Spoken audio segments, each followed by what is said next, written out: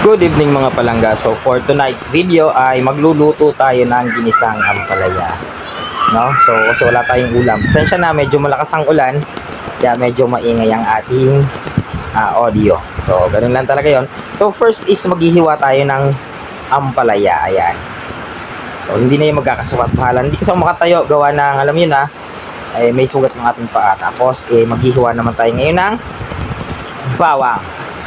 So, bawang is life. Siyempre, hindi yan mawawala kapag ka magigisa. No? So, ang bilis ko maghiwa, no? Ayan. Oops, sibuyas naman ang ating binabalatan. So, pang ano yan? Maganda yung amoy niyan. Yan yung hindi ka naman nalulungkot pero mapapaiyak ka. Okay. So, ayan. So, bihira ako maghalo ng kamatis. Pero this time, ay maghahalo ako ng kamatis dun sa ating ginisang ampalaya. No? So, syempre, tinatanggal ko yung buto kasi iwas daw yun ng ano. Yung sakit sa may basa. Yun na yun. May bito pa. Hindi ko alam kung kalimutan ko tawag. So, ayan.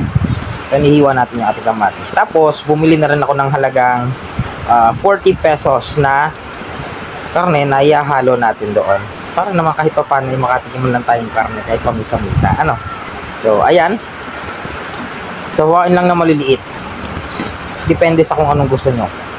At syempre, kapag magigisa ng ampalaya, hindi naman mawawala ang iklogs.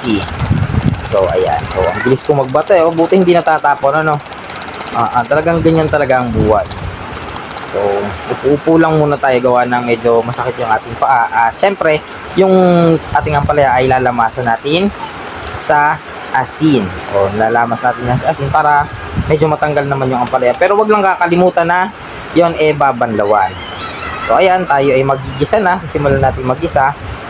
Siyempre, unahin natin yung mga sibuyas, bawang, at saka kamatis. So, siyempre, alam nga naman, unahin natin yung ampalaya, di ba? O kaya yung itlog talaga namang mahusay.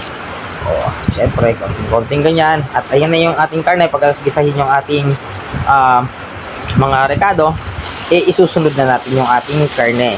Ayan. So, yan muna. Yung ating karne muna. At ang kasunod naman yan ay syempre ang ating ampalaya. So, ilalagay din natin yung ating ampalaya. Ayan. So, ayan, hinugasan ko na po yan ha. Pinalawan na natin yan para hindi masyadong maalat. Tapos, syempre, yung pipe hindi na rin. So, ayan. Ayan, syempre, titimplahan natin. Lalagyan natin siya ng, yung asin ho natin ay konti na lang. Syempre, nilagyan na kasi ng asin kanina. Kahit pinanlawan na maalat pa din yun. Tapos, syempre, nilagyan na natin ng magic seasoning. So, ayan. Oops. At syempre, pagkatapos yan last na natin ilalagay yung ating itlog. O, diba? Tapos, halu-haluin lang uli natin yan na para humalo yung mga itlog doon sa ating ampalaya. Konti lang, hindi natin masyadong dinamihan. Dalawang itlog tama na. Nagtitipid na tayo ngayon. So, ganoon, ayan, halo-halo. Ayan, halo. Ang bilis ko maghalo, no? Talagang pinag-aralan ko kasi yan. Tinikman, okay, medyo okay na daw ang lasa, kaya ayos na rin yun. Oops. Tapos, ayan, ligpitin na natin. Ayan, ang ating finished product.